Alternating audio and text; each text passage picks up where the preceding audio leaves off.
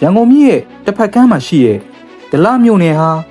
ရန်ကုန်မြို့ကြီးနဲ့နီးနီးလေးဆိုပေမဲ့တွာလာရေးမှာတော့ဆယ်စုနှစ်ပေါင်းများစွာကတို့တင်ဘောတွေကိုပဲအဓိကအားကိုးခဲ့ရပါတယ်။မိုးရွာရင်လေတိုက်ရင်ဒါမှမဟုတ်ညစ်နေရင်တွာလာရခက်ခဲလုံးတဲ့ဒေသခံတွေရဲ့အိမ်မက်ဟာအခုတော့တရားကြီးအဖြစ်လက်တွေ့ပေါ်ထွန်းလာပါပြီ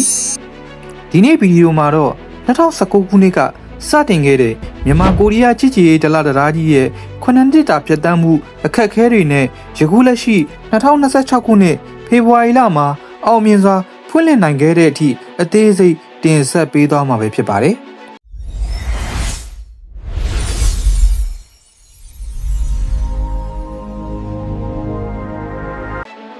ဒီစီမံကိန်းကို2019ခုနှစ်မေလမှာစတင်ခဲ့တာပါ။တောင်ကိုရီးယားနိုင်ငံရဲ့စီးပွားရေးဖွံ့ဖြိုးမှုပူးပေါင်းဆောင်ရွက်ရေးရန်ပုံငွေ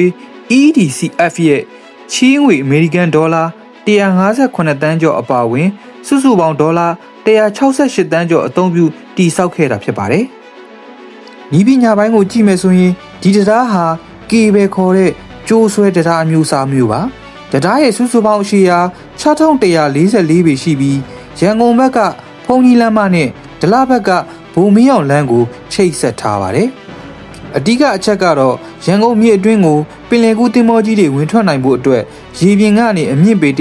160-49မီတာအထိမြင့်အောင်တည်ဆောက်ထားတာပဲဖြစ်ပါတယ်။တည်ဆောက်ရေးကာလအတွင်းမှာအကြီးမားဆုံးစိန်ခေါ်မှုကတော့ COVID-19 ကပ်ရောဂါပါပဲ။လူအင်အားပစ္စည်းအင်အားအခက်အခဲတွေကြားကနေအင်ဂျင်နီယာတွေဟာလုပ်ငန်းတွေမပြတ်တက်သွားအောင်ကြိုးစားခဲ့ကြရပါတယ်။2023နဲ့2024ခုနှစ်တွေမှာတော့တရားကြီးရဲ့အဓိက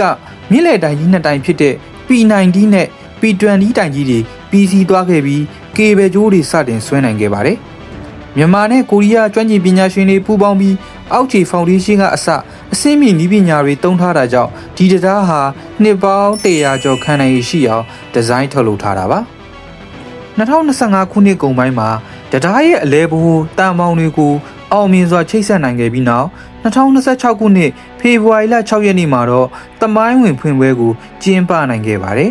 ။အခုဆိုရင်ရန်ကုန်မြို့ထဲကနေဒလမြို့နယ်ကိုဖျက်ဆီးမှုမိနစ်အနည်းငယ်ပဲကြာပါတော့တယ်။ဒါရင်မကပါဘူးဒီတရားကြီးကနေတဆင့်တွန့်တေးကော့မှုကွန်းညံကုန်းနဲ့ ARV တိုင်းဒေသကြီးတွေအထိလမ်းမဆက်သွယ်ရေးကွန်ရက်ကြီးတစ်ခုလုံးပွင့်သွားခဲ့ပါပြီ။ဒလတရားကြီးဟာတာမန်လမ်းမဆက်သွယ်ရေးတရားတစ်ခုတည်းမဟုတ်ပါဘူး။ဒေသခံတွေရဲ့လူမှုစီးပွားရေးဘဝကိုပြောင်းလဲပေးမဲ့မျှော်လင့်ချက်တရားလည်းဖြစ်ပါတယ်။အခုဆိုရင်ဒလဘက်ချမ်းမှာမြို့ပြတစ်စီမံကိန်းတွေရင်းနှီးမြှုပ်နှံမှုတွေပုံမဝင်ရောက်လာဖို့အခွင့်အလမ်းတွေပွင့်သွားခဲ့ပါပြီ